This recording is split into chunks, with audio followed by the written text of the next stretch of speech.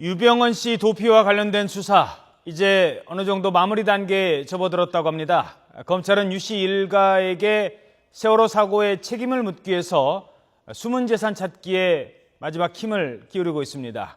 특별수사팀 나가 있는 인천지검 중계차 연결하겠습니다. 한현희 기자. 네, 인천지방검찰청입니다. 이제 측근들에 대한 수사는 거의 마무리 단계에 접어들었다고요? 네, 그렇습니다. 검찰은 지금까지 유병헌 씨의 도주 경로와 또 마지막 행적 등을 찾기 위해서 측근들을 상대로 강도 높은 조사를 이어왔습니다. 일단 이와 관련된 수사는 어느 정도 마무리 단계에 접어들었습니다.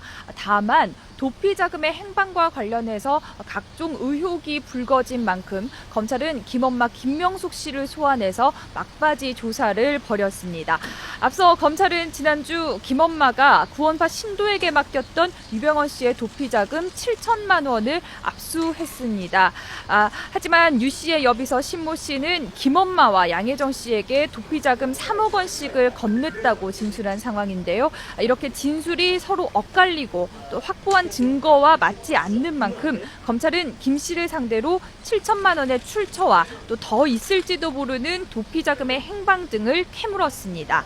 검찰은 이번 주 안으로 유 씨의 운전기사 양회정 씨도 불러서 추가 조사를 진행할 예정입니다. 역시 도피 자금 여부와 차명 부동산을 관리한 정황에 대해서 보강 조사를 이어갈 것으로 보입니다. 또 5월 25일 금수원으로 이동한 이후의 행적 등에 대해서도 마무리 조사를 진행한 뒤 구속영장 청구 여부를 결정할 방침입니다. 네, 결국 유병헌 씨가 숨졌기 때문에 재산을 찾아내는 게 제일 중요한 관건인데 이제 검찰이 숨은 재산 찾기에 총력을 기울이고 있다고요? 네, 그렇습니다.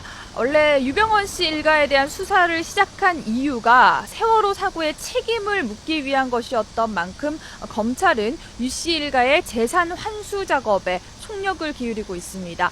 이미 도피와 관련된 모든 혐의를 인정한 김엄마와 양혜정 씨에 대해서 추가 조사를 진행하는 것도 이 때문입니다.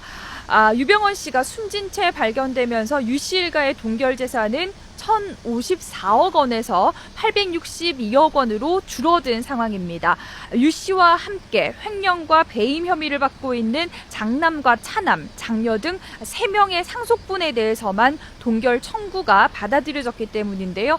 검찰은 정부가 구상권 청구 소송을 위해 유 씨 일가 재산 전체를 가압류하고 있기 때문에 문제될 것은 없는 상황이라고 밝혔습니다.